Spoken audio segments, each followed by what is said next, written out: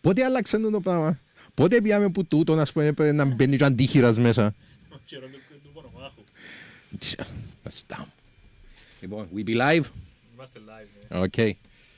Hello people. Okay, this is the Laughing Mouflon podcast episode. Absolutely no idea. We have been going strong since September and we're still going. We are together with Susanna. I shall try and control myself from breaking into a song. I'm sure you heard that joke like 1,000 times. You're like, oh, that's so funny. You're so original. Oh, my God. Susanna is from the Mediterranean Institute of Gender Studies. She's the director. She likes to be called her director. I don't know why. And we're here to discuss gender issues and my beard for some reason. Right, okay. I'm going to start from addressing the elephant in the room, which is me. Please refrain from writing in the comments that I shaved, okay? I know I shaved. I know I look like an egg. I will spare you the jokes, okay? 3 comments about it. Yeah, I know there will be comments about it, okay? I shaved. It was annoying. It was so annoying. Anyway, okay. Susanna, tell us a bit about the Do you call it MIGS? MIGS.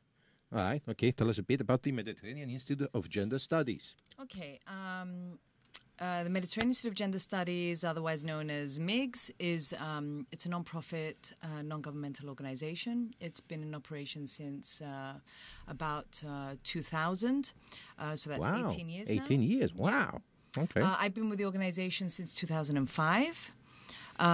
Which is also a long time, together with my colleague Josie Christodoulou. Yep. And now we're six members of staff. And just because I want to name them, it's Christina Kaili. There you go. You should name them all. Angeli, and Artemis Michael and Lara Bastajan.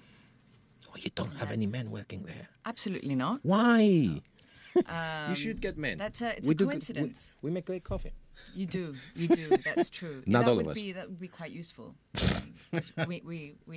We need coffee. Staff is required. Knowledge of coffee brewing must have. So they deliver. Okay, Yeah, so it's you usually men who deliver the coffee. Actually, now that I think about it. But these are the wonderful women that work at MIGS, my colleagues, and. As I said, we've been in operation since 2000. We're based at the University of Nicosia. We have an affiliation with the University of Nicosia. And so they kindly provide us with housing and facilities, which is really important for an NGO in Cyprus. Thank you, University of Nicosia. Thank you, University of Nicosia. I should mention that. And our main... just to put it simply, our main aim is to promote women's rights and gender equality in Cyprus, but more broadly in the region and in the European Union. And I say that because we work mainly through EU-funded projects, but we also receive funding from other organizations.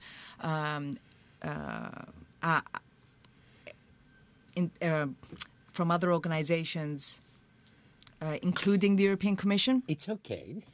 It's okay. And we do a lot of consultancy work and that sort of thing. And we what things you consult on?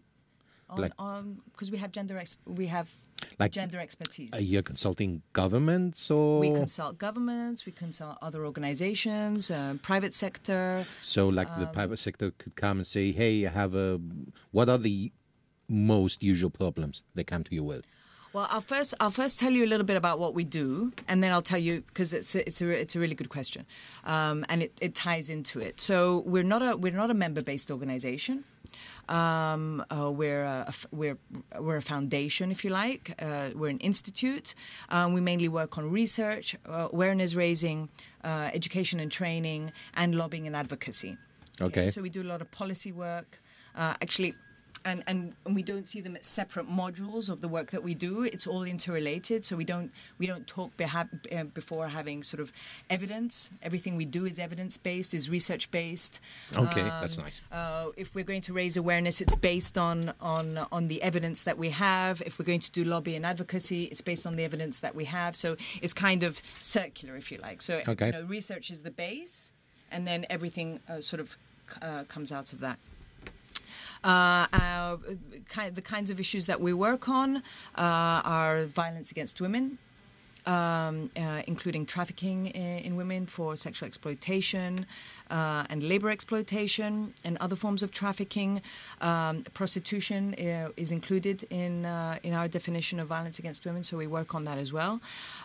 We also work on women in promoting women in politics and other forms of decision making, whether it's in the private sector or economic sector. I have so many questions brewing here. And I'm surprised there are no questions about women in decision making. So there is a question. You haven't gone down the list. I didn't get to the end of the list. Yeah. You haven't gone down the list. I got stuck on one of the questions and I didn't look further. Okay, I'm actually really excited you're here because I love talking about gender issues. I think it's a major issue, and I think everyone should be knowledgeable at least about the issue. And I just love the fact that I have an expert put my questions to say, hey, this is what I think, change my mind. Or this is what I think, Why should be? Okay, let's start. Let's try. start with prostitution. Okay, all right. Okay, why shouldn't prostitution be made legal? Or do you advocate? Okay, we as an organization we advocate the abolitionist model or the Nordic model, which so we view prostitution as a form of violence against women. Okay. Has the Nordic model worked in Scandinavia? It has. When we say worked, okay, so the Nordic model, just to let the audience know what we're talking about, it decriminalizes women in prostitution. So it decriminalizes women in prostitution and criminalizes the buyer. Okay. Okay, so... Okay, whoa. So... It criminalizes pimps, okay. johns, and brothel owners. Okay, well, so it's legal for a woman... So there's often a misconception that we're criminalizing women as well, but that's exactly what we don't want. Yeah, but, okay, if we legalize, if we give a woman the option of being is the term sex laborer? We don't use that term. Well, which term should we use? We use women in prostitution or prostituted women. Okay, let's say that the woman wants to be a prostitute. But there are different camps. Okay, so we're getting into this is a huge debate, right. Not only on a European level but on an international level. This is a huge debate about which is sort of the right way to go. What is the right approach that will better protect women? Yeah. Okay. But we're coming from, and there's often this misconception that abolitionists, as they call us, or feminists that, and they're all feminists. So feminists that promote decriminalization of women and criminalization of pimps and johns. John is a customer, by the way. Yeah. So. There's a misconception is that we're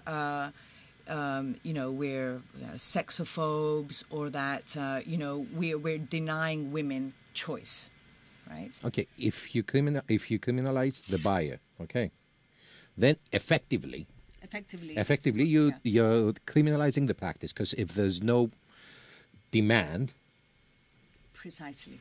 Well, if there's no demand, there will be no offer. So you're effectively criminalizing. You're effectively abolishing the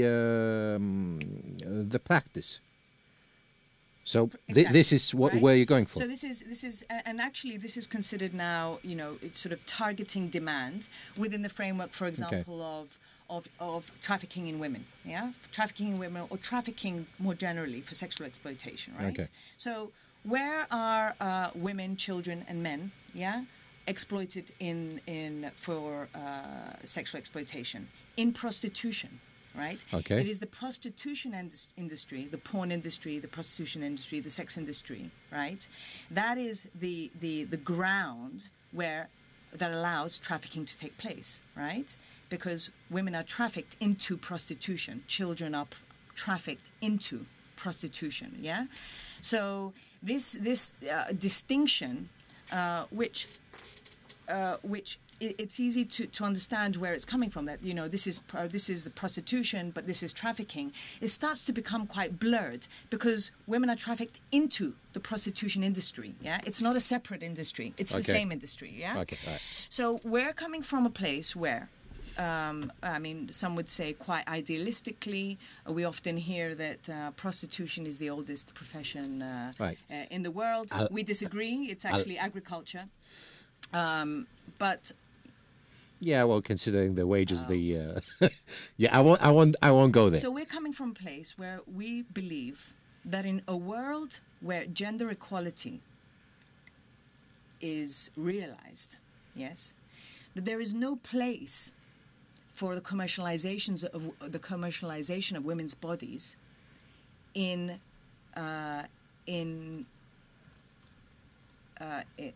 where there is gender equality. There is no place. For us, it is incompatible. The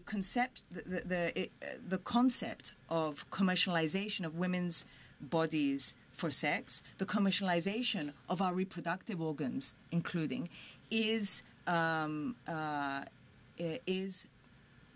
there is no place for that in our two vision questions. of Okay. gender equality. You should allow me two questions. Go ahead. Okay. All right. It would help. Yeah, okay. So, first off, what about giving a woman the option of being a prostitute? That's the first question, okay? What if a woman wants to... Well, okay, let's say, what if a woman says, you know what, I don't want to work a 9-to-5 work, I can do this, it's far easier for me, I gain much more money, okay? Mm-hmm. Do you consider that you're denying her the option of doing that job? And the second question I have is that I like to deal in realism, okay?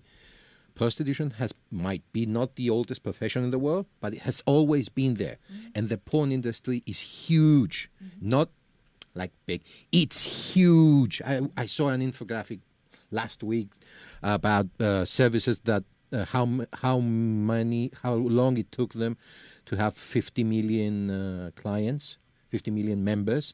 And for Pornhub, which is the biggest porn site in the world, it took them like 19 weeks.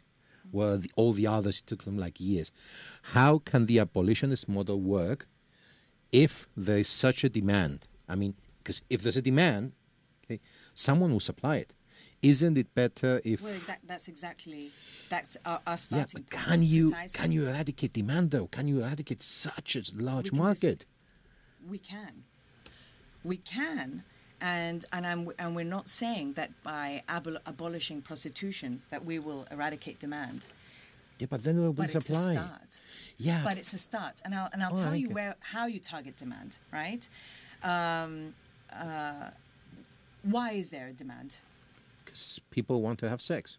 I don't know. They don't watch too much TV, or they don't look like me. Because it's normalized. Right? Okay. Buying women's bodies. By the way, you should know that humor is my defense mechanism, so don't be... No, go ahead. So it's normalized, okay. Right? The same way that violence against women, one might argue, is normalized through rape culture, through advertising, through our popular media.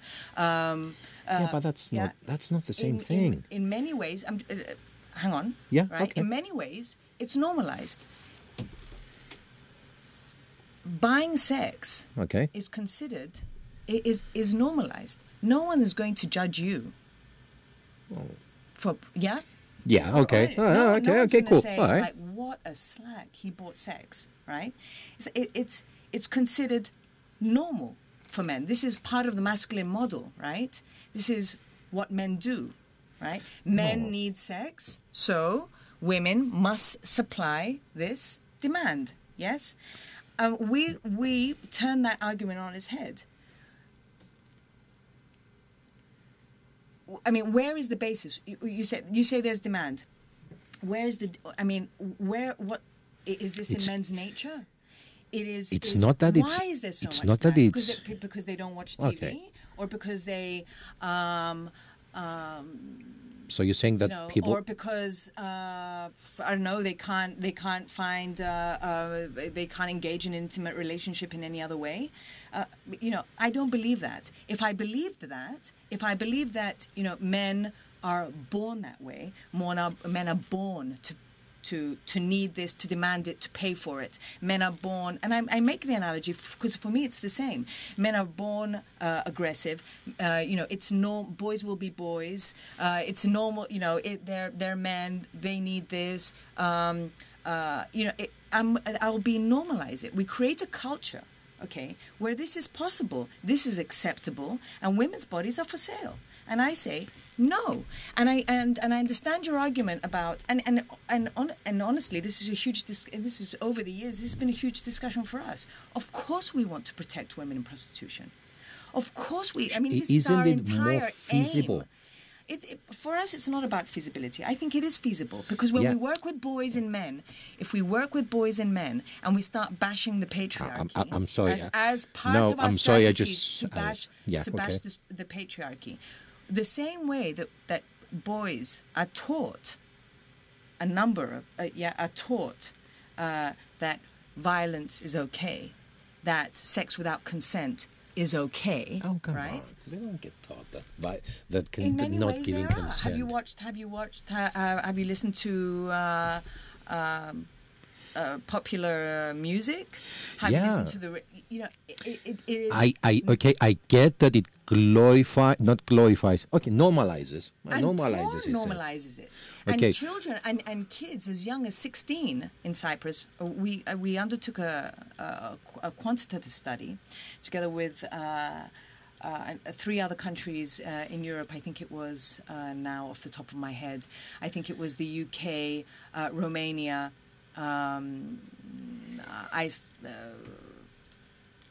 Italy, and I forget, and Norway. Right? I forget, right next to I don't give a damn. Who conducted this survey, and we were asking kids a number of things about gender-based violence, about intimate partner violence, violence in their relationships, online, offline, and so on. One of the questions had to do with viewing pornography. In Cyprus, we had the highest rate of pornography viewing among young boys from all the 4 countries, right? We also have a huge porn industry. And we have a huge porn industry. And correct me if I'm wrong. Yeah. You might be more knowledgeable on this than I am. On pornography? But pornography... I will not answer that. But because my wife watches. But pornography does promote an unhealthy model of what sex is about. Yes, right. That's a fact. And in many ways, if not in every way, normalizes forms of violence against women, right? And sexual violence against women. This is the kind of thing that we're talking about. Okay. Right? That can change. Okay, I believe that can change, and I think it's all part of the same. Yeah, this is all where interlinked. This is where you lose me. Okay, because I believe in your fight. Okay, I believe that your cause is pure and that your motives are pure. Okay, but the thing is that here's where I'm reluctant. I think that what you're proposing is an idealistic solution. Okay, one would be great if we could implement it, but due to the sheer size of the porn industry, I'm worried. And the sex industry. And the sex industry. Okay, let's just leave the porn industry. The sex industry, due to the size of it, okay, it's pure economics. I mean, you cannot just eradicate demand. I mean, someone else will supply it. And my concern is that the guy who's going to come and supply that demand is not going to be so considered with the well-being of women. They're already not concerned with the well-being of women. So they're already isn't not it concerned well? with the Okay, well-being of women. And I'll tell you, and I get what you're saying. Okay, you decriminalize all forms of. I don't know if that would work. One proposal. Amnesty International has supported that position, actually holds that position, right? Which we disagree with, and we're really disappointed in Amnesty International for supporting that position. Because in their view, this would be a better approach, the best approach to better protect women, right? I tend to agree with them. And we don't agree with them, because what we found is that in countries that have legalized prostitution, yes, that's what I such as Germany, okay, and Amsterdam. Oh, not Amsterdam. Sorry. Yeah, Holland. Amsterdam. It's a beautiful city. It's a beautiful country. Do you want to know something that's mind blowing?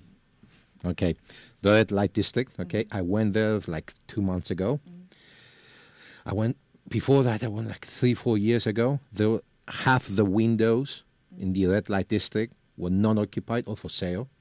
And I wondered why. And I went online, and the Dutch far-right party is actually lobbying for foreigners to get out of the red light district, because now it's full of organic cafes and stuff like that. So women can come back, and they're advocating in favor of prostitution in the red light district so the immigrants can get out. That's insane, because the red light district... prostitution to be supplied by local... No, they want the state to bring back prostitutes and throw away the people who open up the cafes, because they are afraid that the gentrification of the red light district is going to alter the character of Amsterdam. And if that's not funny, I don't know what is. Okay. Wow. Yeah. So what we find is that in Germany... Okay, yeah. In Holland... And in other countries that have legalized prostitution, what we found is that trafficking is booming. And you're making businessmen out of pimps, you're making businessmen out of brothel owners. And the exploitation and misery that this system promotes is unfathomable. Is there any country in the world that... And we cannot support that. Okay. Right? And what we found is that protections for women, and actually there are feminists in Germany that fought tooth and nail for decriminalization because they also believed that it would be the best approach to protect women in prostitution. Is there any who country have now changed that... their mind because they found that this industry is that in fact it has had the opposite effect. There's more women under exploitative conditions, right? There's more women without options. The majority of women are migrant women. Yeah, that makes sense. So when we talk about choice, okay, are we really talking about choice? I have no idea. I see a problem and I want the best solution. Okay, so if we're looking at a world where we both agree that there is gender inequality, right? Yeah. We both agree that we live under a system of patriarchy, right? Yeah. Okay, so under this system, right, where there is inequality between women and men, where there's a power differential between women and men, institutional, right? It's not just, between you and me. It's not individual, right? It's systemic, right? Under those conditions, are we really making free choices, right? Okay. When a woman can choose between living in abject poverty and not being able to pay for medical care for her children, and prostitution in order to pay for medical care for her children, right? Is that the choice that we're talking about? Because if that's the choice that we're talking about, then I pass, right? We're looking at something. Okay, so that's why everything is interrelated. Yeah, but see, right? here... We can't look at prostitution as if it exists in a bubble.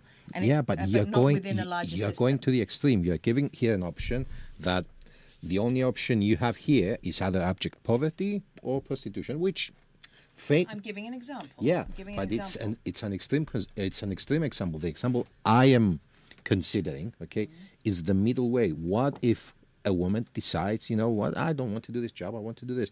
Anyway, we could go on forever. Yeah. And I would say that is if it's a free choice, which circumstances where it's a free choice, incidents where it's a free choice are rare. If it's a free choice, then I have absolutely no problem. But what we find is that it's actually 2% that we would call, we have this image of, it's the happy hooker. She loves what she does. But what we find Pretty is Woman that the from... majority, which she, at the first chance, she escaped.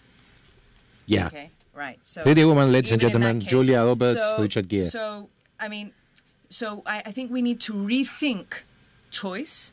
Okay, I think we need to rethink this sort of neoliberal, everything is about individual choice and not looking at the structural, more systemic factors that play into our everyday choices. And we'll talk more about that as we get into other issues as well. Right. And so we'll...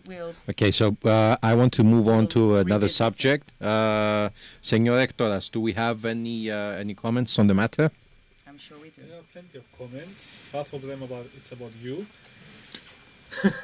You people are uncultured swines. I brought you here an expert on gender studies, and the only thing you can discuss is my beard. No one has anything to say about prostitution. They do, actually. Oh, they do. Okay, Christophidis. Don't they get through social security and healthcare? I think he talks about benefits, about the women. Right. So, yeah, this was the goal. Yeah, that women would. But what we find is that they're not, in fact, paying social security, right? So they don't get any benefits. Well, no. Okay. And I'm not saying, and that's actually and let me just qualify that. I'm saying no, as if that's across the board. I'm generalizing.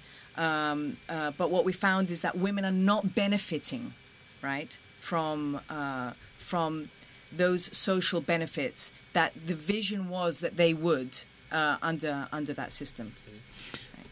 So Lisa Chatas, she's a foreign lady. She says a good legislation for women. Mm-hmm. Let me see. Dimitris Georgiou. Lisa Chatas, I know her. My warmest congratulations to you and the wonderful work you continue to do. Here's hoping more people follow your example so that more people can learn and educate it. Okay, that's about you? Yeah, is that about me? That's probably about me and shaving my beard. I don't want to disappoint you, but that's probably about me. And the rest are about Konstantinos. Oh, for fuck's sake. So we shall mention them at the end. Yeah. Anyway, okay. Moving away from sex, from the sex industry. Okay, this is an issue we discussed at the office too. Sexual harassment. Okay, can we actually draw a line on what constitutes sexual harassment in the workplace? A line that can be included into legislation, so it's not arbitrary. I mean, can we actually make? What makes you think it's arbitrary? Well, okay. I know for a fact that if... I know you're supposed to be interviewing me, but I'll ask No, the I don't questions. care. I don't care. Yeah. Okay. I know that it's completely unacceptable if a person that has power over you, any power over you, makes any kind of sexual advance. Okay, that's unacceptable because you cannot refuse, or you don't... Refusing that will hurt you, but making jokes or I don't know. How about okay? This is what I read, that multinational companies now actually forbid under the threat of firing any office relations. Okay, because they do not want to be exposed in a sexual harassment case. Can this be possible? I mean, isn't okay? It happens that people who work together for a long time to have a relationship. I mean, where do you draw the line? Do we say to people that no matter what, you don't date your colleagues? Yeah, okay. I think I understand where they're coming from. Yeah, I don't necessarily support a policy whereby sort of relationships between colleagues or within the same company. You know, I'm neither here or there on that, to be honest with you. I understand where they're coming from because it seems that everyone is a bit freaked out right now, right? We have which I'm sure we'll get into, we've got the Me Too movement. You know, sexual harassment is in the limelight. And quite frankly, everyone is shit scared. Yeah. Yeah? So I understand, and I think that's been going on for a really long time. Office relations, not only for sexual harassment reasons, but for I think for many other reasons, sort of relationships between colleagues in many companies for many years have been sort of not encouraged, if you like. Okay. You know, short of a strict policy. It could be a strict policy, but there are many industries or companies where they're discouraged, but for many reasons, not necessarily sexual harassment. If this is happening now or in recent years, I can understand where they're coming from. But I think that if a company has, or an organization has a robust sexual harassment policy, has transparent and robust, to just sorry to use the word again, how can you have procedures for dealing with sexual harassment in the workplace, and does everything that they're meant to do under the law, raise awareness, have procedures, inform their employees, have honest conversation with their employees about what constitutes sexual harassment and what's not. I mean, obviously, that's the thing. There's a lot of education and raising awareness that has to. But I believe that in an environment where sexual harassment policies are robust and transparent, clear, and employees are informed, such policies for forbidding sexual relations or romantic relationships wouldn't be necessary. Now, what constitutes sexual harassment? Okay? What does it And constitute sexual harassment? I think that there's unnecessary confusion about what constitutes sexual harassment. Okay. That's nice to hear. I do. I understand where, when we do trainings on sexual harassment, either in the public or the private sector, men are they come because they're just, they want to be clear, right? They want to be clear on, if I do that, is it okay? Or if I do that, is it okay? Or can you blame them? Let's just use an example. Okay, let's say we're working together. Okay, and I see Susanna. Okay, I want to date Susanna. Okay, I understand that I'm harassing you if I keep sending you emails or if I keep proposing, and if I go over a certain acceptable but you've got social. Ahead of yourself. You want to date me, okay? Okay. So what do you do? We work together. So what do you do? I don't know. I come and say, hey, would you like to go for drinks? I don't know, something after work. Right, and I say yes. Let's go for drinks. Okay, we go for drinks. We see how this works, and if you're accepting, let's say, I don't know the word. Sorry. Okay. If you're, I don't know. Okay, I'm not going to find it. So anyway, okay, if you're okay with it, okay, and I'm okay with it, then it's fine. But how about? How do you know if I'm okay with it? Well, I'm going to ask you. Exactly. Well, you ask it. Exactly. Yeah, but that's not what we're saying. Are you going to assume I'm okay with it? No, but that's exactly. not what the majority does. And if I say, can you stop that? That should be a clear boundary. Okay. I'm not interested, or this is making me uncomfortable. What do you do? Well, if you're not an asshole, you stop. Precisely. Okay. But this is a clear boundary. That's a boundary everyone can understand. This is why we need to inform, and I think that there is something to be said about teaching from a very young age, both girls and boys, about how to communicate consent. Right. So I think it's something where it's lacking across the board about how to communicate either consent or non-consent. How do you communicate consent? Now we're talking about the way we understand consent is active consent.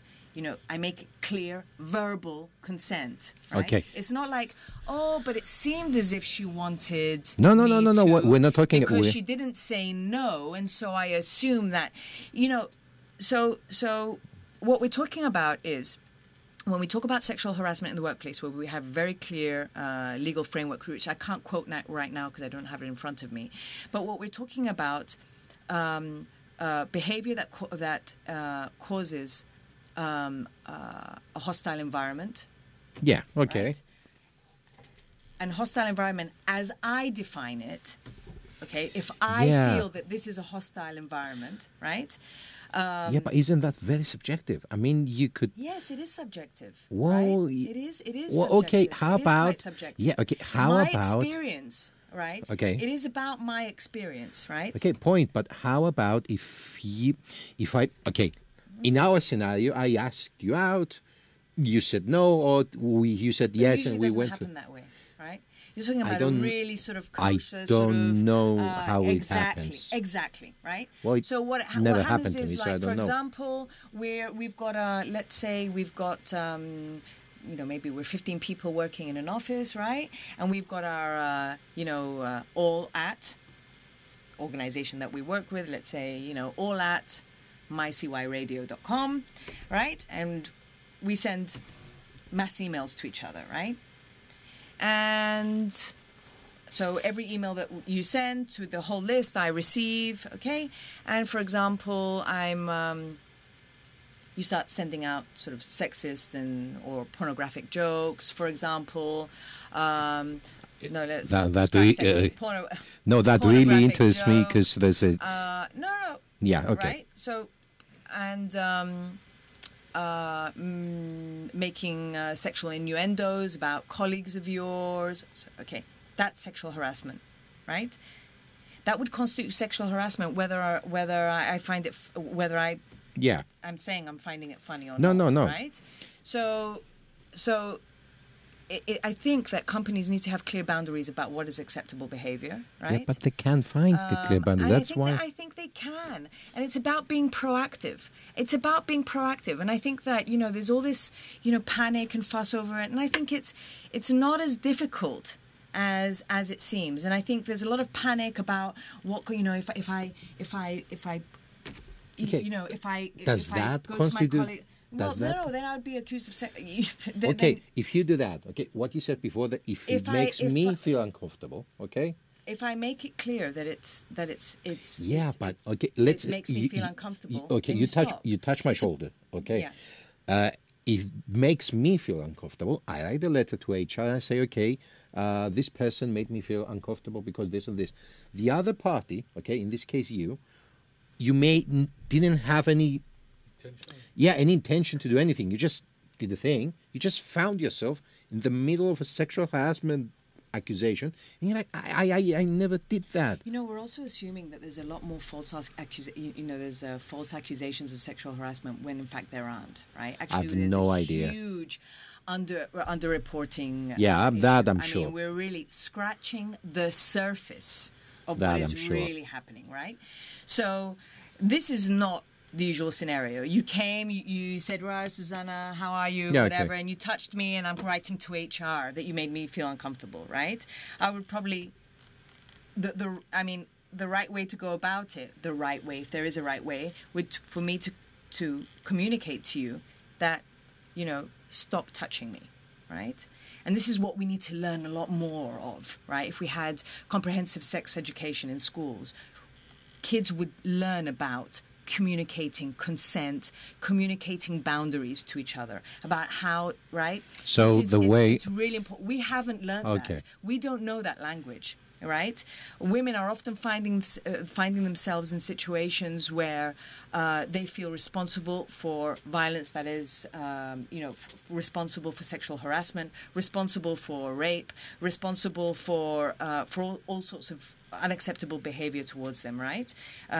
What we call victim blaming. And women have internalized that a lot. It was my fault. I shouldn't have put myself in that situation. I shouldn't have said yes. I shouldn't have gone to his apartment. I shouldn't have gotten a taxi with him. I shouldn't have let him buy me that other drink. We need to get out of this. Okay, what does constitute consent? And we need to... clear consent. Where's the point where we say, okay, I have consent to move forward and have a sexual relation with this woman? It would have to be active and verbal. Active and verbal. Okay, all right. What's stopping? And it needs to be, and if she gave consent once, doesn't mean that she gives consent. No, of course. Yeah. No, of course. Always, yeah. I'm talking it has to be every continuous time. and active. And actually, they're starting to include definitions of consent in legal frameworks, right? That's because it needs to be clear, and I understand that it needs to be clear. It needs to be clear to you. It needs to be clear to you. It needs to be clear to me. What are my rights? That I can say no. I have the right to say no. I have the right to say no even if I said yes yesterday. This is really important. Not just for men, because we also feel that, oh my God, the eye is on men. Careful what you do, careful how you behave, careful what you say. But this is for women as well. To learn that, to finally, feel that we are able to access and have control over situations in our life where possible. Right? Okay. I have a comment. Yeah. Okay, George Rotsidis asks, what about when both people are drunk and neither of them can ask or give consent and they have sex? What happens then? What happens if the girl reports rape? Who is to blame? Who is to blame? It would depend on the specifics of the situation. Oh, okay. Yeah. Yeah, Yeah, we can come up with loads of examples where it's really, really blurry. Okay. Yeah? And the next morning, no one remembers anything. Yeah, and it's an extreme. Well, he might argue that it's not an extreme example, right? But It really depends. It depends on the case. It really depends on the case. You know, it would very be difficult for me to say, yeah, that would constitute rape, or. But what we find, the most usual scenarios is where she is intoxicated. Okay, and I actually talked about this in a TEDx talk I did a couple of years ago, 3 years ago now, where the usual case is she's intoxicated, right, unable to give consent. And wakes up the next morning feeling violated, but feeling that she is responsible for what happened. And that's why we're finding, also within the framework of the Me Too movement and so on, that women are coming forward years and years later, right? Okay. No, I don't mind that. Yeah. Okay. I have another question. It's a complaint. It's an observation, anyway, that it's really close to my heart. Okay? It really fucking bothers me. All right. This is the thing. Okay, before I tell you that, I did a brief study. I found a study that said that asked UK women, when asked if they identify as feminists, less than 10% said, yeah, I identify as feminist. But when asked whether or not you're supporting equal rights for men and women, that answer shot over 80. Okay. I'm guessing that you identify yourself as feminist. Yep. Okay. Do you think that the movement is getting a bad rep? Because it seems that way. I mean, feminism has had a bad rep for a bad rap for a very long time. It's not something that's not something that's recent. I actually think that I think you're absolutely right, and I can comment on that. But I actually think that it's becoming more fashionable, if you like, or for one to call themselves feminist. I think it's becoming more acceptable. Oh, okay. In recent years, more acceptable. Normalized. That's a beautiful word I learned today. Normalized, perhaps. Okay, I'll tell you about my personal experience. Okay, maybe you can comment on that. I used to identify myself as a feminist, considering that for me, it's absurd that people doing the same job should be discriminated upon based upon their gender. My way of thinking is that I want the doctor who operates on me when I end up in the hospital. At some point it's going to happen.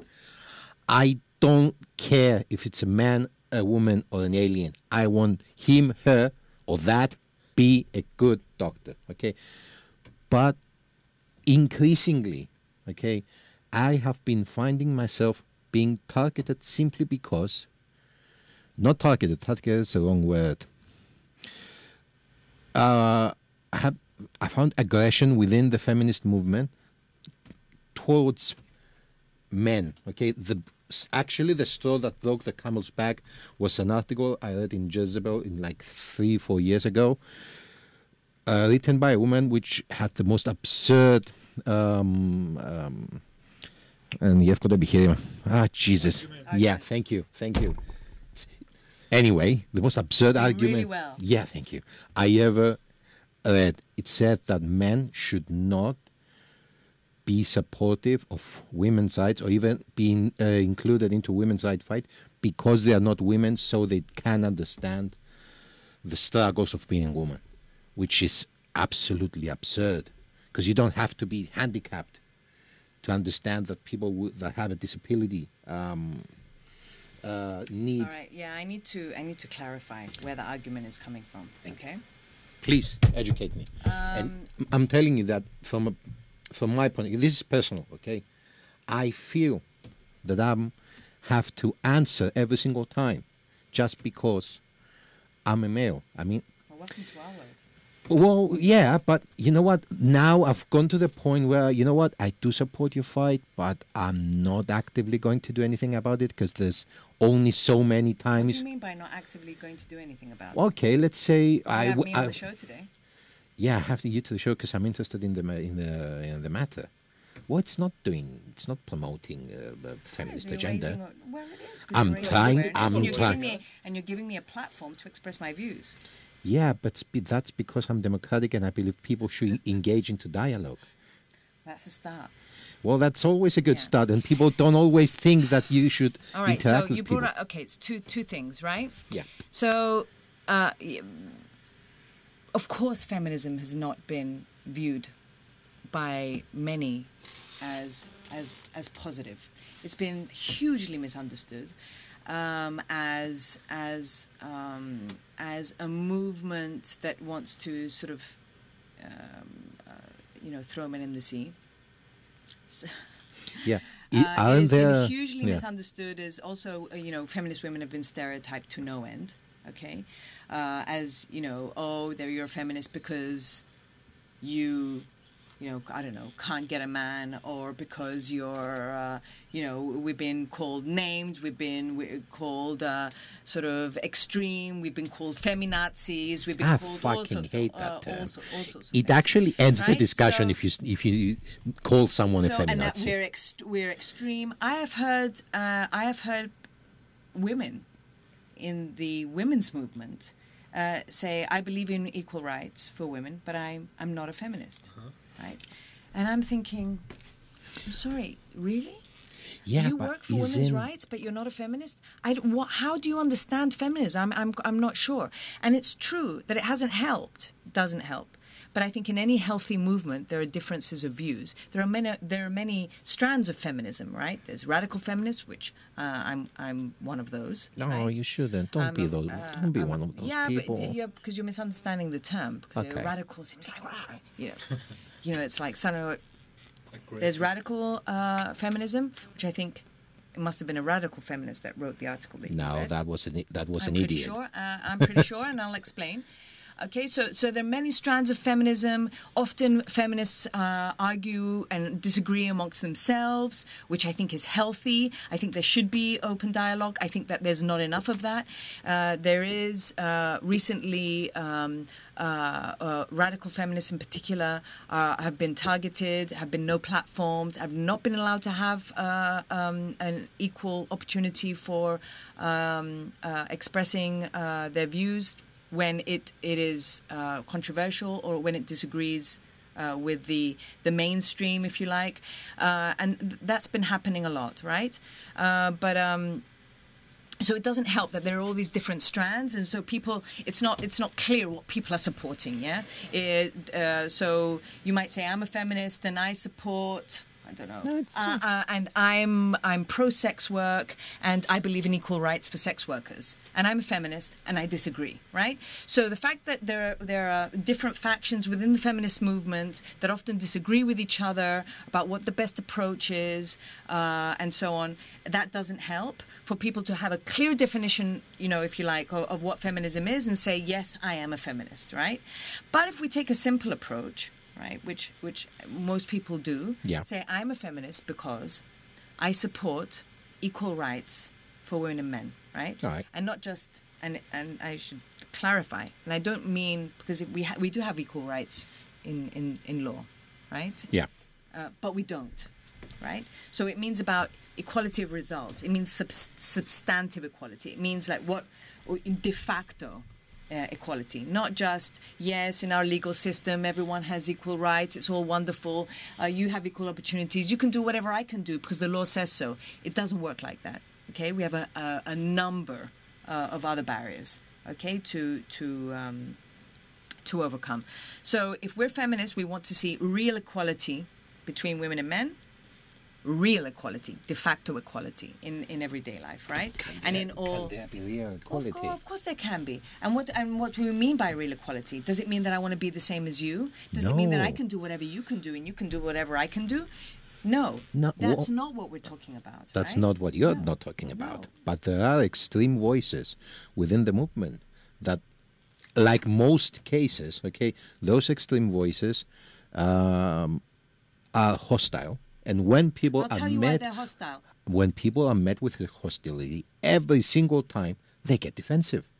True. And it doesn't help the cause. And to go back to the Jezebel article, which I haven't read, but I have a feeling that I've come across it. Let me clarify. I believe that women should have their own spaces, right? Often I think there's still an argument, right? And I know that there's this trend now that we need to include men and boys, and he for she, and what other movement is there? Sort of, different campaigns where, we need to be inclusive. Isn't that a good thing? It is a good thing. It is a good thing, okay? It can be a good thing, but I still believe that women need to have their own spaces. Because what we find, we haven't reached a stage in our struggle for gender equality where we have an equal voice. If we're put in the same room together, we still don't have an equal voice, right? Why? We're in the same room together. For example, in the classroom, we don't have an equal voice. In organizations and institutions, we don't have an equal voice. We don't have an equal voice because we're not equal in numbers, number one. And we don't have an equal voice because we're not equal in terms of rights and privileges, right? You are more privileged because you are a man than I am, right? As I am more privileged than a person with disabilities, or I am more privileged than a woman of color, right? So we all have. See, I don't like that generalization. It's not a generalization. We've got to stop looking at things on an individual basis, right? Why? Because we need to look at things systemically. We live in a system, where women and men do not enjoy equal rights and equal access. Access is the key word here, because equal opportunities we might have on paper, but equal access to opportunities. And we'll get to it because you were talking to me before we went on the show about the gender pay gap and how women make different choices, right? Why are women making the choice to become... Save that for afterwards. I'm interested in this one now. No, but when we were talking about choice before, right? Okay. And we were talking about free choices and equal choices. If we move away from the individual, don't we engage into identity politics in the end of the day? I mean, don't we move towards... I think that women do share, and this is, as heterogeneous as we are, I think what I found, and I can just give you my experience, what I have found is that usually in mixed groups, and I think there is an argument for mixed groups, and there should be mixed groups, and we want to have men on board. Absolutely, we want to have men on board. Well, right? You know what? But I find that there is still an argument for a space where women, that women can call their own, right? And I mean, in meetings, conferences, seminars, where we say this is a women's only event, without being accused of being discriminatory. Okay, how can you argue for that and be against, I don't know, men's only clubs? How can you put those two things together? Because we're not starting from the same point. But right? the answer to discrimination. It's not about discrimination. Right? Because you're talking about a movement of women who are organizing, right, for their rights. Women that are organizing and strategizing for the realization of their rights, wherever it may be, whether it's a struggle against violence against women, whether it's for policy change on the gender pay gap, or whatever. I think it's important. I'm not saying across the board, right, out, get out, I'm saying, of course we want you on board. Of course we need to have open dialogue, right? But usually, because we're... let me go back. Not usually, but I think it's still. I think it's still important that women get together and talk to each other about our experiences, share ideas about how to move forward, and strategize on what the best approaches will be. And I think women need to do that. And I'm not talking about having women's only clubs so that we can have a drink and dance, right? That would be different, right? But there are gay clubs, there are lesbian clubs, there are gents clubs. Yeah, but that's sexual preference, right? I mean, you can get a club for sexual preferences. That's the only common thing here. It's gender. But we're not talking about that. We're talking about having the space to organize without men being present. Okay. And not all the time, right? But I still believe that these kinds of sort of actions are important to us. Okay. Do you see where I'm coming Yeah, from? I'm not talking about, right, No, I understand. we want to be alone and we don't want you guys. I'm just saying because that... what we find, and you won't like this, but what we find is that very often, and this has been my experience in Cyprus as well, when we organize conferences or discussions or panels or roundtables, and we hear that this happens in the classroom as well, in our schools, right? Men tend to take over. Okay, now it might not be, because this is also about socialization. We find that this happens in the classroom as well. The first to put their hand up or shout the answer will be a boy. Right? Well, okay. Girls still tend not to express openly their opinion or not to raise their voice. We still find these patterns, and this is what we need to change, right? These are things that need to change. Until that does, I think it's important that we create that safe space where women can talk openly about their experiences. Okay. Right? Without a man saying, no, I think. And I think that... I think you're losing out. I think that... But I'm not being extreme about it in the sense that there is no space for men in the women's movement. This is not what I'm saying. Why should it be a women's movement? How about a people's movement? Because how about the movement for everyone? Because if you don't name the problem, then you cannot. You need to name it. Yeah, if okay. That's like saying... Yeah, you need to identify the problem before you solve it. Okay. Of course. Yeah, so all right. if I say that there is violence against women, then you come to me and say, but there's violence against everyone, and men are also victims of violence. Oh, no, that's right? ignorant. No, it's not. And there's why, more violence against women. I'm a feminist. Well, why aren't you a humanist? And because I'm identifying a problem, right? And I'm trying to find a solution to it, right? If I'm saying there's violence, then how do I prevent it? If I don't know what the root cause, if I don't know what the root cause of those problems are, then I cannot solve them. And so I think that women do share the experience of being female, right? If nothing else, because we all have vastly different experiences, okay, and all our voices should be heard. And I think that we're still in that process of listening to each other, right? And so I think that there is an argument for spaces for women, but not exclusive. Do you know what I mean? I'm not saying that it should be... Okay. I think we should move away from this subject. Because, you said before about women in power, okay? Mm-hmm. Two things, okay. When the Canadian guy, Justin Trudeau, came to power, he came and he said, my cabinet is going to be divided 50-50. That's scary. That's scary that that would happen. Okay. Really? Why is it it's scary because the only yardstick you use is gender. That shouldn't be the case. It should be on merit. Why not a cabinet full of women? I won't have a problem with that. If the people you find the most capable are women, why the fuck not? Why not use a completely female cabinet or a completely male one? Why? I understand that because women have been discriminated upon. I wouldn't agree with an all-women cabinet the same way that I wouldn't agree with an all-male. I believe in parity, and I'll tell you why. Okay? Because. Okay, first of all, and I know you don't mean this, but usually what we're hearing when people say that, why isn't it based on merit and why are you supporting quotas? Because this is a form of quota system, right? To say it's going to be 50-50. It's never a good sign to use the quota system.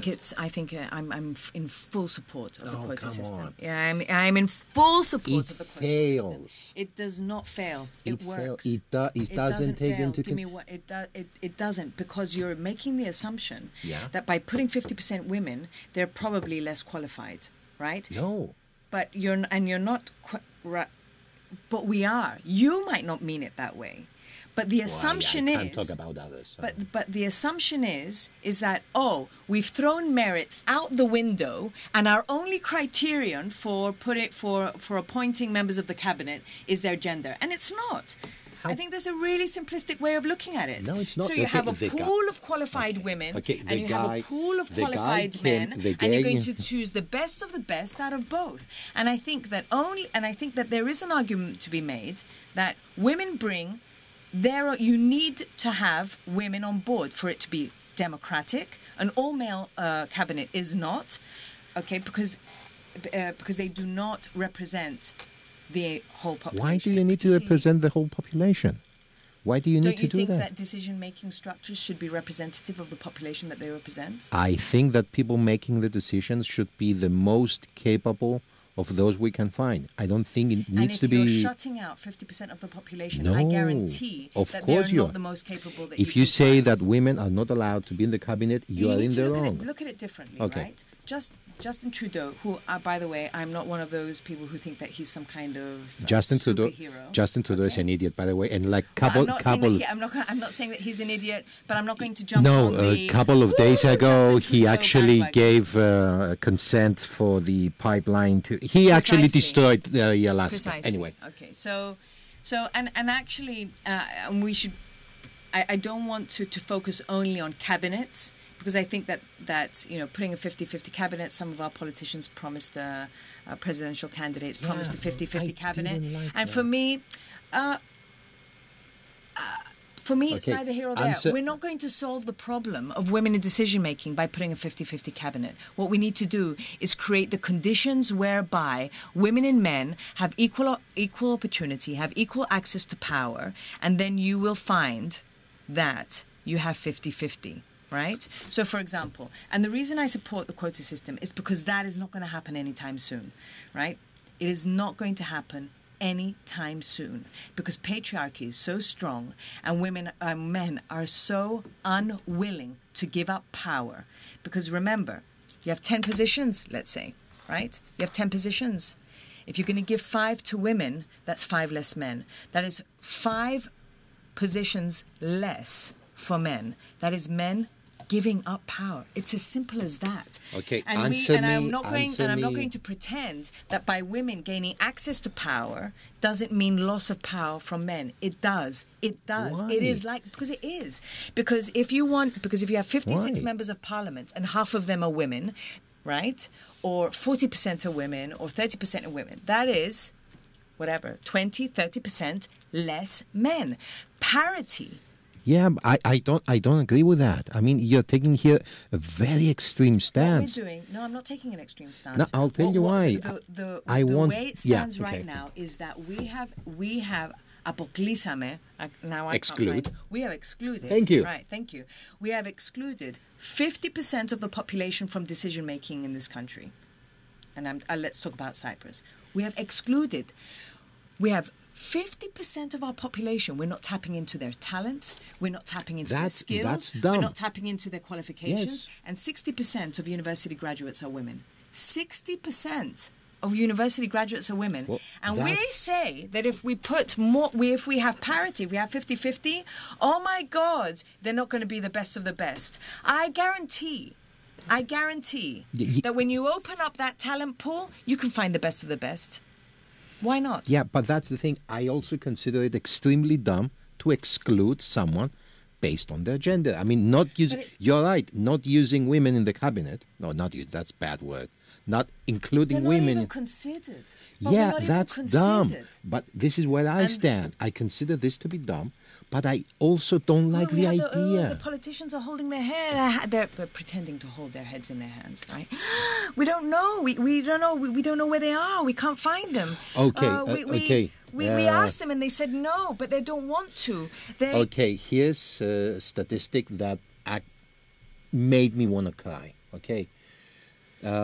You must know this. There was a study, I don't know which university was it, but it showed that 10% of Cypriot women have actually met or discussed with a Turkish Cypriot or are not interested. Oh, yeah. That one. Yeah. Okay. The gender school, yeah. Okay, I'm not actually sure on that statistic, but it was really actually what it came down to is that women in Cyprus in general, the vast majority of women in Cyprus don't deal with politics. Okay, here is where I come in. Okay, I say, okay, it's your right not to... why do you think that is? I'm guessing, I have no idea. Highly educated, working women. And they're not into politics. Why would you... I don't want someone who doesn't know what he or she is doing to be making decisions. I don't care about the gender. I want someone who knows what the fuck he's doing. You're saying that because women are not voting, because we're not, right? Seriously? The majority of Seriously? Do we have statistics on that? Well, we have from exit polls, but unfortunately our Ministry of Interior does not hold statistics on our voting patterns, which is, it's just blows my mind. Okay. It blows my mind that we do not So you know from exit polls? Right?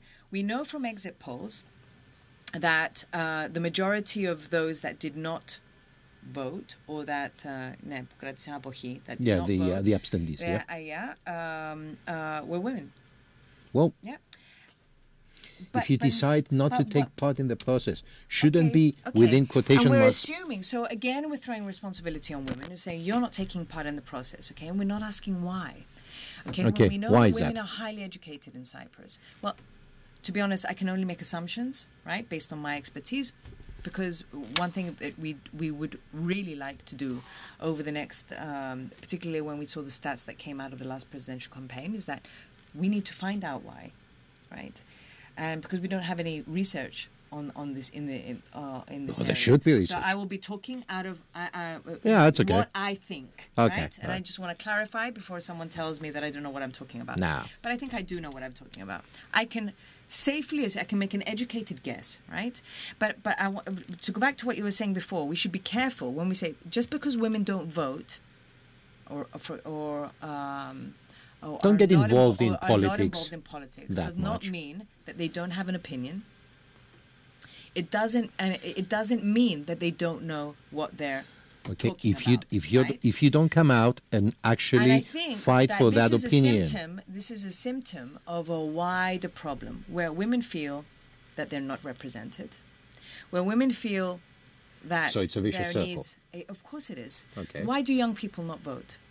Why? Okay, so we're pointing the finger at women, but we'll find that we've got a huge issue with young people in this country, right? And we found that the apathy and that they're not taking part, and they think their vote won't make any difference. I think that women not being involved in and it's a huge generalization to say that they're not involved in politics, because women are active on many levels, but maybe not on that level. But women are active very active in social issues, in their communities, and let's not make an assumption that because we don't see them, right, that they're absent. They're there, yeah. But political parties are not, and it's unbelievable to me that there's this entire pool of voters, and they're not tapping into it. Have you and they've considered never why?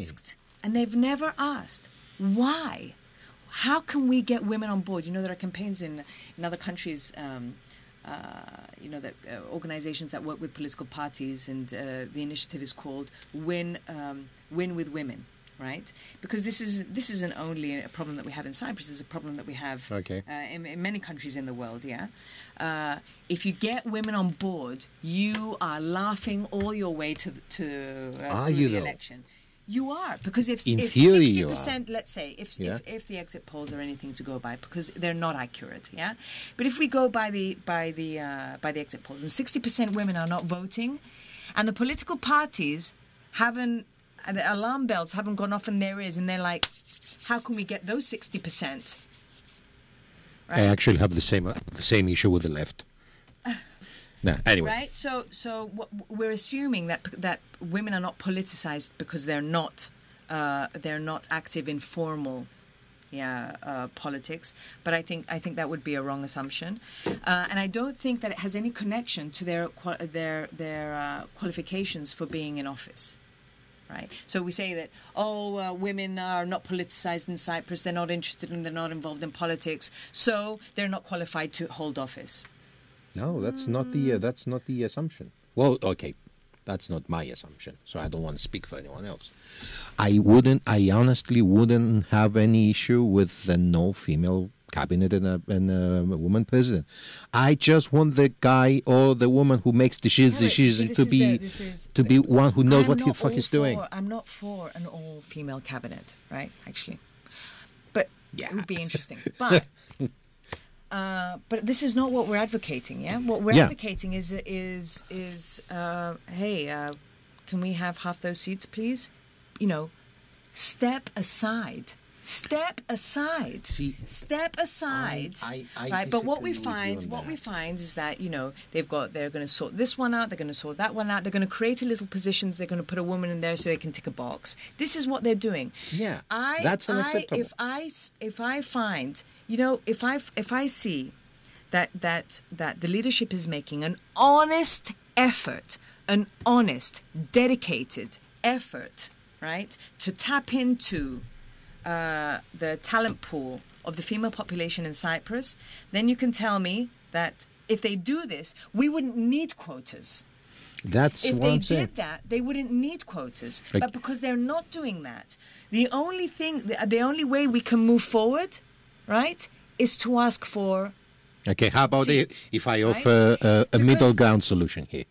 Okay, this is my middle ground solution. How about we use quotas and then review them? Of course, but that's what we're proposing. And by the way, we're not proposing quotas in a vacuum. A lot needs to be done on many levels. Okay. Childcare, all-day schools, measures to reconcile work and family life, changing boys' culture, you know, where it is assumed that you can continue with your career and I will have to cut back on my career in order to take care of the family. There's a lot of issues that need to be taken care of. Since you've brought that Quotas up. is not the perfect solution. It's a start and they should be reviewed. They're temporary, always. Okay. Since you brought that up, about child caring and family, okay. We're having a discussion before where I said to Susanna that a year ago, I posted something on Facebook about the gender wage gap, where sometime in November we say that from here on until the end of the year, women actually work for free because they get paid 22% less than men. My assumption up to that point was actually that women that held the same position were paid less. That was my assumption.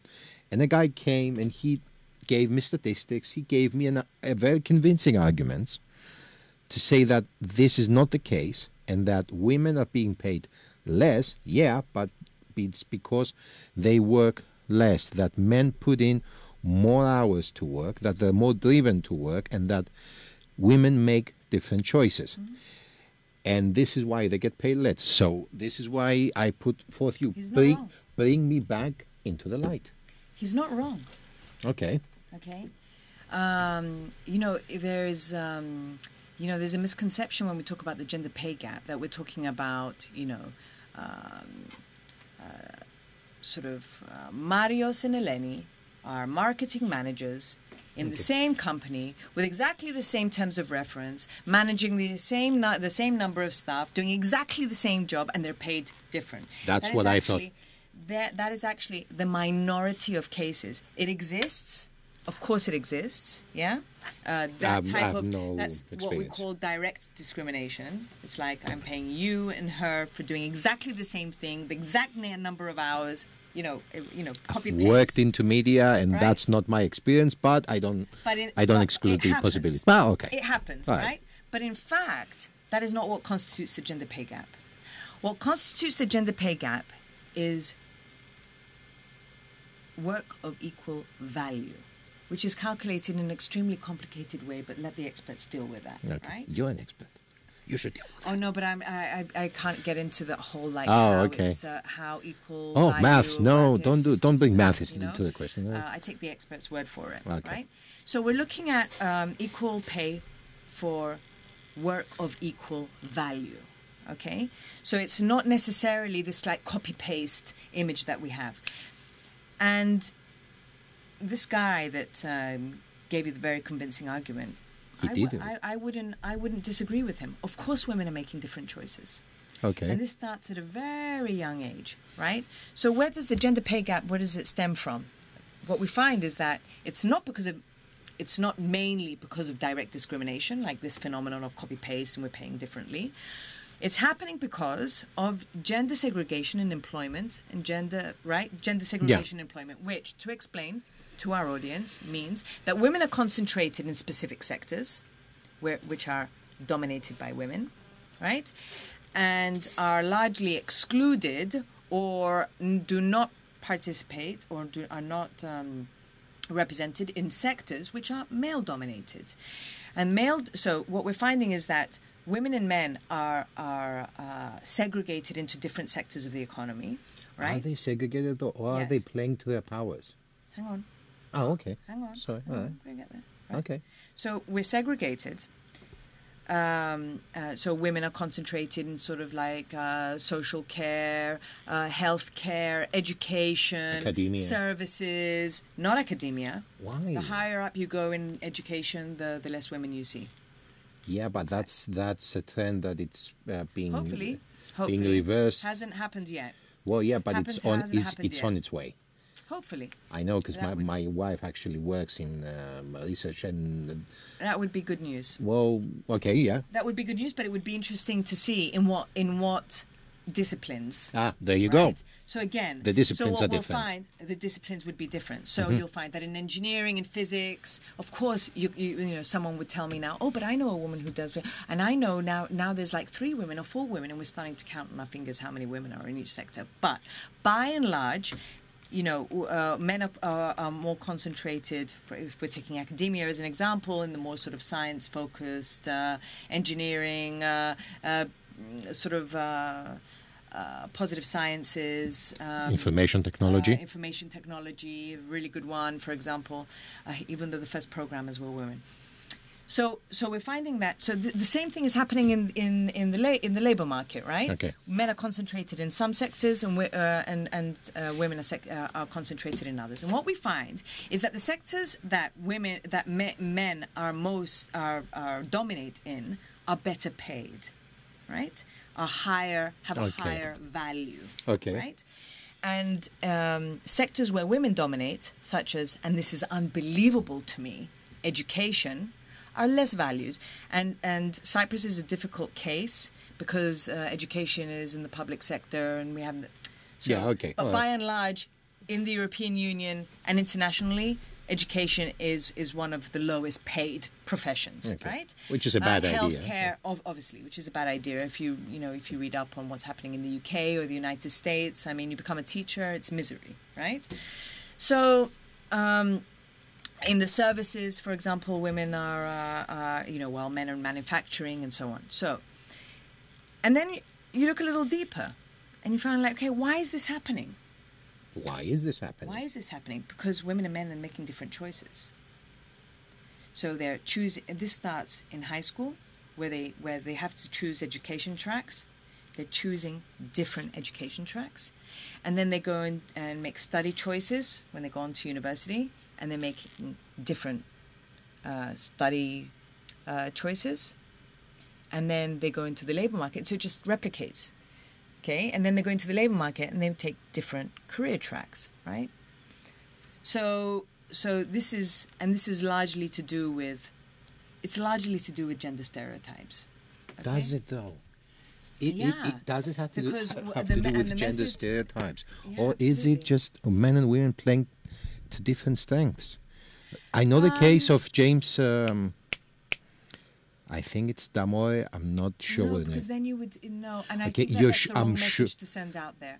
I think that because what we find, and this is evidence based, yeah. Okay. Because and when it's not, I will say so and say that it's my opinion, right? Okay. The evidence shows that in fact, parents and teachers, I'll give you one example. We just did some research in the education system in Cyprus, precisely looking at how gender affects choices, okay, of girls and boys.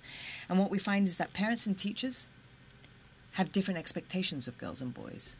Okay, based on all right, those okay. gender stereotypes. That's those fair. expectations Yeah, all right. also influence children. I don't know if you remember being a child, what your parents expect from you. I mean, go even deeper, go even further. What your Christmas presents, when you open up your Christmas ball, what do girls get? What do boys get? Walk into Jumbo and see what the girls section and the boys section. So boys and girls are socialized from a very, very early age to play differently, to interact with others differently, right? We found the research in the United States has shown that parents have use different tones of voice when talking to their children, depending on their gender. It's these things and they blow your mind, and it's like unbelievable how.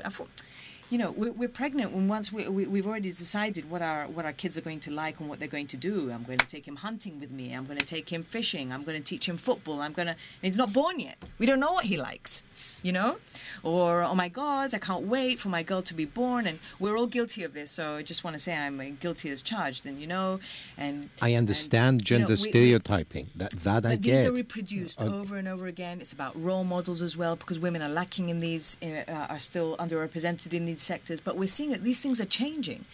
It is changing. So it would be weird to say that we're playing to different strengths, because does that mean that women who are engineering, who are physicists, or who are astronauts, or who are leaders? Yeah, but you can't draft policy on exceptions or make assumptions on exceptions. But exactly. So are we saying that they're exceptions? Are we saying that they're exceptions? Why are they exceptions? So are they different? Are they got different DNA? No, I mean, people are hardwired differently. I'm good with writing. Someone is good in math. Precisely. Well, precisely. Has it got anything to do with you being a man or a woman? No. No. But exactly this is the message. Yeah, but this is the thing. What we're doing is we're conditioning our kids from a very young age into and sort of directing them. And it's not just parents and teachers in our education system. It's also the church and society and the media and so on. We're raging against the machine, if you like, that are steering sort of girls and boys into different directions, and it's like, I want to be, and we've talked to teachers about this, and this is actually taking place. So what's happened is that this is the main reason why we find that women and men are concentrated in different sectors. But there's another reason why there's a gender pay gap. Because even in those sectors where, even in sectors where women dominate education, it's men who are at the highest positions, so they're getting paid more.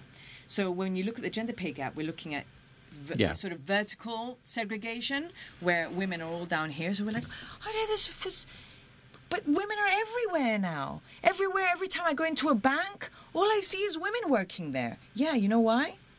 Because the men are in their private offices, right? So what we're finding is that women are, they're still in the lower. They have less opportunities for advancement in the same sector, and men get promoted, and they're up here, and women down there. Okay, I get in that. Education, where we have 70% women, 70% of those employed in education in Cyprus are women, and still men dominate in leadership positions in education, in the decision making. Oh, it's not going that well. So maybe it's to your favor. Maybe Why? Education is in the dumps, so. Well, maybe that's why. And perhaps if it was more democratic and we heard more voices and more people. Okay, see, I understand your argument about gender stereotyping when it comes to advancement in the same field. Okay, but the thing is that I don't get it when you say that they're geared towards different practices and different disciplines. Okay, because the way I see it, okay, women have been given incentives, okay, to move forward to some extent in all industries.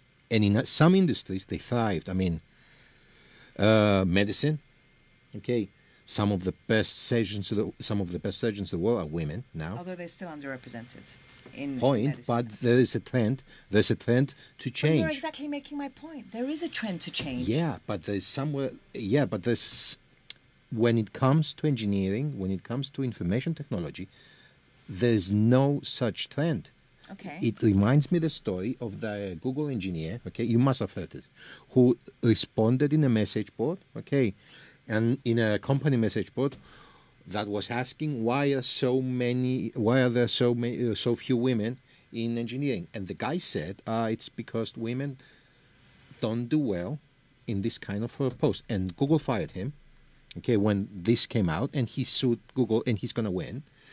And the funny thing is that the Google CEO actually made more or less the same argument when he was confronted in a seminar like a couple of months afterwards. He said, "Oh, I don't know, maybe women don't care that much about engineering." Okay, I saw that currently only 16% of college graduates that had to do with engineering and information technology are women. Although they have been given the incentive. What's the incentive? Well, I don't know. They've been given the opportunity of getting more positions because colleges are looking.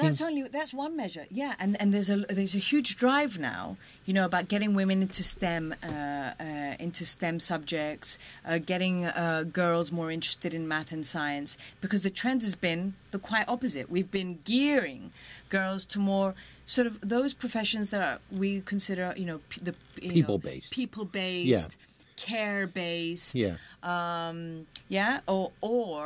or professions that would allow them to balance work and family life, right? That is a huge. That's another issue. But it's a issue. factor. Yeah, sure. I mean, my grandmother was telling me, "Oh, you get a government job, you finish at 2:30, so that you can look after your family." We're still frowned upon. You know how many times I get asked a week.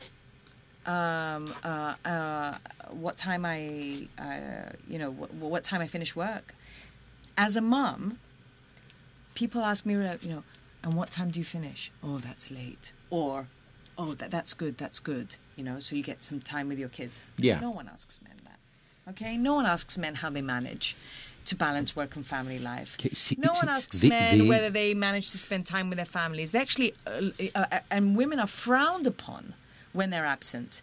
I travel a lot for work. I'm using myself as an example, but I travel a lot for work.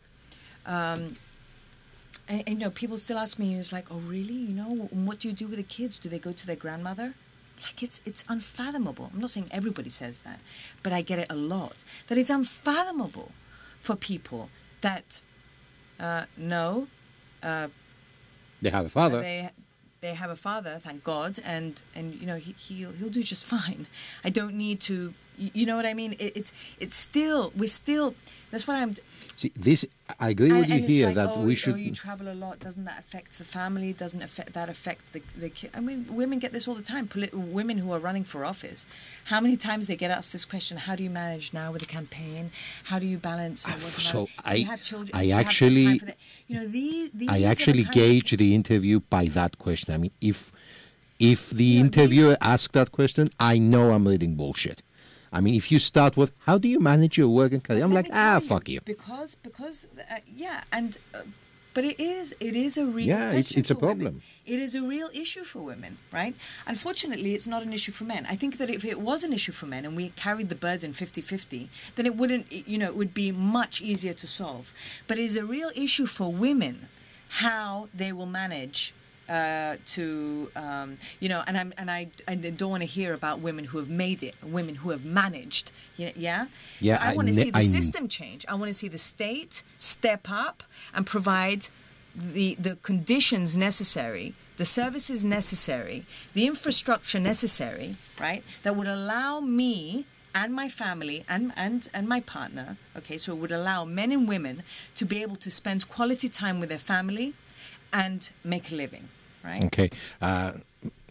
Yes. Jesus, we've been talking for... that's not accurate. It's accurate. Yeah. No, is it accurate? Yes. Wow. So, we've been talking for a while. Comments. Yeah, I think we're gonna finish with the comments and then wrap it up. Because Ivy is very vocal about the subject. Ivy, of course, Ivy is very vocal about the subject. Okay. Hi, Ivy. She posted a comment when we were still talking about women in power. She says that it's not as simple as that, or the whole subject. He says, let's not forget Emilianidou, Yeah, she was the minister of. She is the minister of Social Security. Have benefits and salaries, cripple people in the working class. So, as a woman like her in power, she worked against the rights of women. The problem is that women don't have power, but they don't have grassroots power to stop challenge any politician that work against their rights. Yeah, that's actually true. And then she says women are in a lower level than men, but what can we do about it? How do we empower women? Here's a woman who will tell you what you can do about it. Okay, and Michael Papadopoulos posted a link, a very interesting episode about how women in tech went to be the minority. Okay, I'm going to read that afterwards. It's a video, so you can watch it afterwards. And I love that. That was the point because I just mentioned it in passing, that the first programmers were women, right? Okay, I didn't know that. And it's interesting. As soon as money was to be made in technology, women kind of disappeared, right? I would be interested in watching that as well. So what was the question? Ivy's question was, what can you do about women being... But it was also interesting about Emilian... yeah. So, yeah. So, it's interesting that she used Emilianidou as the Minister of Labour as an example, because we usually hear people throw Thatcher at us, right? Okay. Remind me after the show to tell you a really good job. The Minister of Labour is implementing government policy. Okay, she's implementing government policy. So she's no better or no worse than any other. It doesn't make her. Point. It doesn't make her more or less qualified to hold the post that she's holding. Okay, this is government policy. You don't like the government, don't vote for them. Right? I'm just saying, and I'm not saying whether I agree or disagree. Right? We raise a higher bar for women. And I understand where that's coming from. Sometimes we become disappointed as well, right? When we see that, women in power might not promote women, what we identify as women's interests, right? But I don't... okay, so there's two things. One, what I said before is that she's implementing government policy. She's not there to represent the rights of women. Okay, that was not their that was not the platform. That was not her platform. Okay, and the other thing is that we tend to point our fingers at particular women and say, there was Thatcher or there's Emilianidou or I don't know whatever. All these. No, that's a bad analogy. Name particular women out of this handful. This pitiful number of women that we've had in power, right? And we forget that. One, they're the minority, that where they're working within a patriarchal system anyway, and this is not to excuse their government policy, right? It's just saying that, I don't understand why we have to have a higher bar for them. Why are women expected to do so much more? I expect men and women in power to do more. When we talk about, and when I say that women are a minority in a patriarchal system, so we've got 8 women in parliament right now. And they have done incredible things for women, right? If it wasn't for women in parliament, we wouldn't have a domestic violence law. If it wasn't for women in parliament, we probably wouldn't have a child abuse law. If it wasn't for women in parliament, we wouldn't have decriminalized, more or less, abortion only a month ago, right? They have been instrumental. And we're talking about a handful of women. Imagine if we had 30%, which is considered the critical mass. Imagine. I can tell you a really funny story. And I'm not expecting all 30% or all 50%, only to work on women's issues. Just right. What I'm saying is that where the more women there are, the more diversity there is, this is an argument now made, and it's evidence-based about women in boardrooms, about diversity in boardrooms, right? And we're saying that maybe the economic crisis wouldn't have happened. Not because we're smarter than you, although I could make that argument too, but because we bring different perspectives into policymaking. When it comes to the economic crisis, it's just greed. Plain old greed.